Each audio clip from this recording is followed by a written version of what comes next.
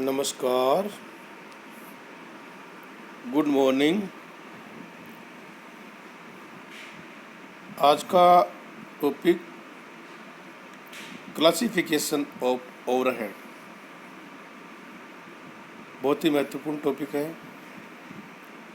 सभी विद्यार्थियों को पूरा ध्यान से सुनना है और समझना है, क्योंकि कुछ टॉपिक ऐसे होते हैं जिनसे संबंधित क्वेश्चन आपको एग्ज़ाम में ज़रूर मिलते हैं। और ओवरहेड एक ऐसा टॉपिक है जिससे संबंधित क्वेश्चन हर एग्ज़ाम में आपको मिलेंगे। इसके लिए ज़रूरी है कि आप पूरा ध्यान से सुने और समझें। बीकॉम पार्ट सेकंड के हमारे विद्यार्थियों का एक टॉपिक है ओवरहेड कंट्रोल। हमारे जो उपरिव्यय होते हैं उन पर हम नियंत्रण किस प्रकार से कर सकते हैं, जिससे कि जो हमारी प्रोडक्शन की जो कॉस्ट है, सर्विस जो हम प्रोवाइड कर रहे हैं उसकी जो कॉस्ट है वो कम से कम आए। क्योंकि अगर कॉस्ट ज़्यादा आएगी तो हमारा प्रॉफिट कम हो जाएगा।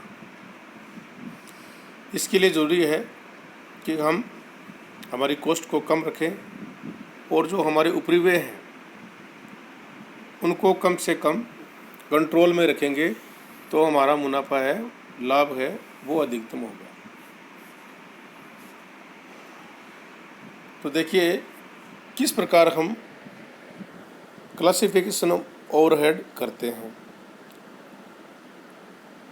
और इसके लिए ज़रूरी है कि पहले आपको पता हो कि क्लासिफिकेशन और ओवरहेड क्यों किया जाता है।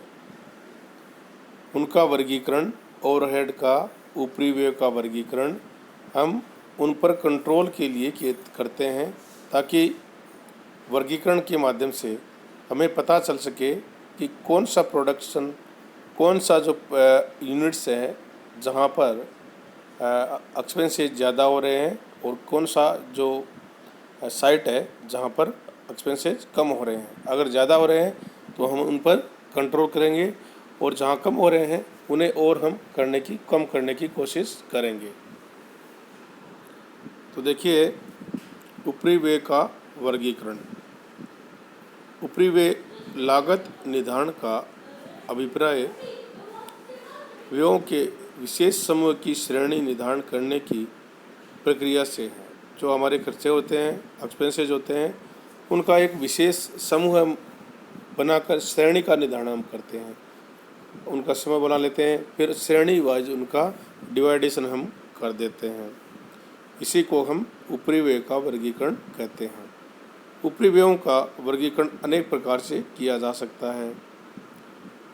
ये तो उद्योग व संस्था के आकार, प्रकार, लागत लेखांकन के उद्देश्य पर निर्भर करता है। अगर उद्योग बड़ा है तो ओवरहेड ज़्यादा होंगे, उद्योग छोटा है तो ओवरहेड कम होंगे। और उनकी प्रकृति क्या है, उनकी उद्योग का जो आकार है वो क्या है, उनका उद्देश्य क्या है, ये सब बातें उनके वर्गीकरण पर डिपेंड करती हैं।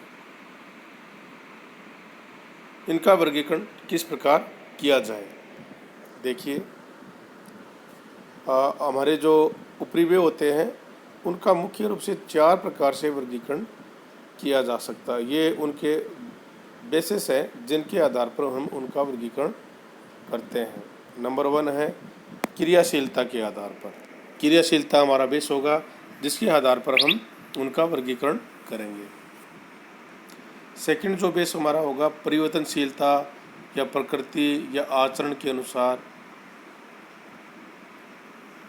परिवर्तनशीलता क्या है, उनकी प्रकृति क्या है, उनका आचरण क्या है, उनके अनुसार उसका वर्गीकरण हम करेंगे। और थर्ड है नियंत्रण के अनुसार। नियंत्रण के अनुसार वर्गीकरण हम किस प्रकार से करेंगे वो ये मैं आपको आगे बताऊंगा। और सामान्यता के अनुसार, ये भी हमारा बेस होगा जिसके आधार पर हम उनका वर्गीकरण करेंगे ऊपरी व्यय का। तो फर्स्ट लेते हैं क्रियाशीलता के आधार पर। क्रियाशीलता के आधार पर अगर हम वर्गीकरण करेंगे तो जो जो ऊपरी व्यय है जहाँ जहाँ होता है उसको उसी श्रेणी में डिवाइडेशन हम कर देते हैं। जैसे कारखाना ऊपरी व्यय, नाम से स्पष्ट हो रहा है जो खर्चे हमें प्रोडक्शन के दौरान कारखाने से संबंधित होते हैं उन्हें हम कारखाना ऊपरी व्यय बोलते हैं। इसका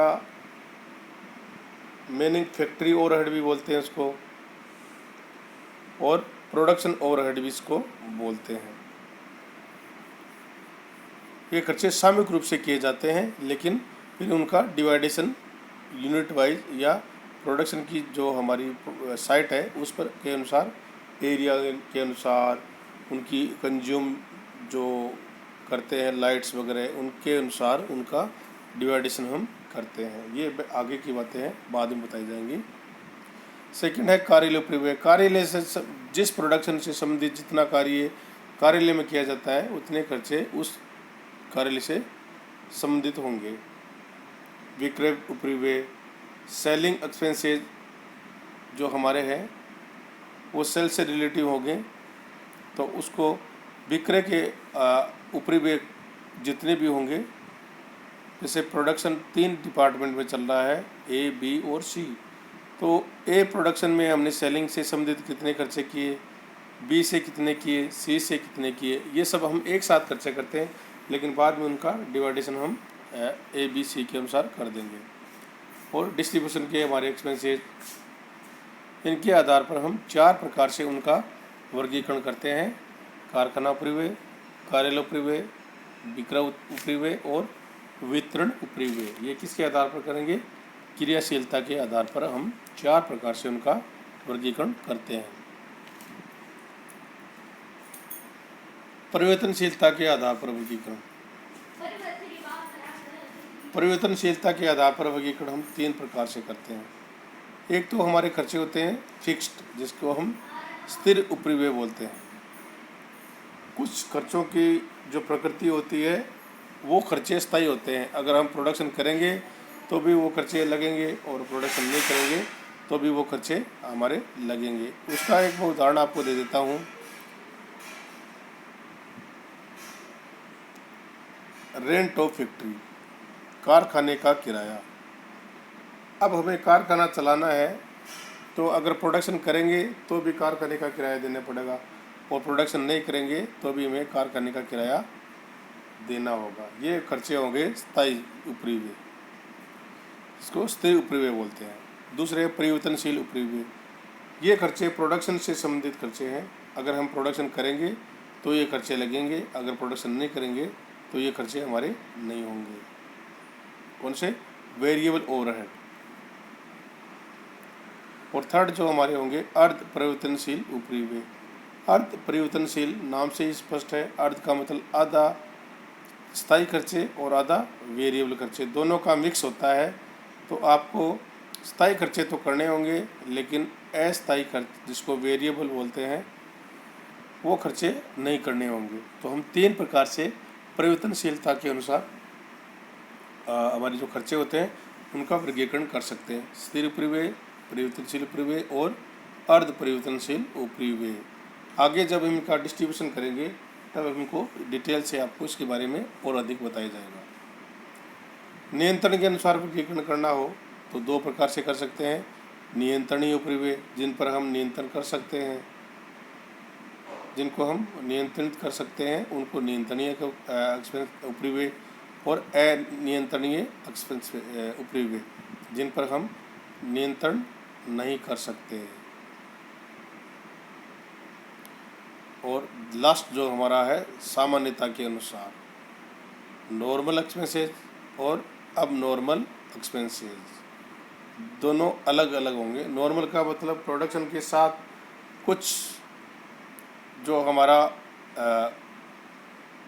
खर्चे हैं वो फिक्स होते हैं कि इतने खर्चे तो आपको करने ही होंगे। इससे ज़्यादा होंगे तो उन खर्चों को, उन ओवरहेड को अब नॉर्मल ओवरहेड बोलते हैं। क्या बोलते हैं? अब नॉर्मल। नॉर्मल का मतलब फिक्स, हमारे फिक्स हो गए कि अगर हमने एक प्रोडक्शन किया तो 95% हमें प्रोडक्शन मिलेगा, 5% आपका लॉस होगा। इसी प्रकार खर्चे भी ओवरहेड भी आपके होंगे, इतने नॉर्मल खर्चे आपके होने इससे ज़्यादा होंगे तो उनको हम अब नॉर्मल एक्सपेंसेस बोलते हैं। तो हम 4 हमारे जो बेस हैं उनके आधार पर हमारे ओवरहेड का वर्गीकरण कर सकते हैं। नेक्स्ट जो हमारा ये कंटेंट होगा उसमें हम आपको बताएंगे कि क्रियाशीलता के आधार पर जो हमने 4 प्रकार से वर्गीकरण किया है उसका चारों का जो अलग अलग है उसमें कौन कौन से खर्चे आपके शामिल होंगे, उन खर्चों के बारे में आपको डिटेल से बताएंगे। आपका सबका बहुत बहुत धन्यवाद और बहुत बहुत थैंक यू।